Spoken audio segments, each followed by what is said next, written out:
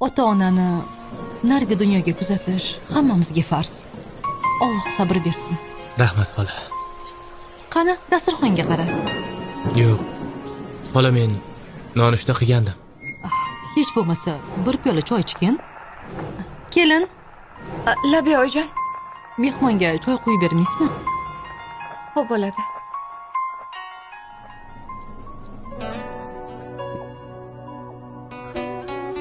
Marhamat. Rahmat. Dadangga hozir oson emas. Axir sevgan insonidan ayrilishni o'zi bo'lmaydi.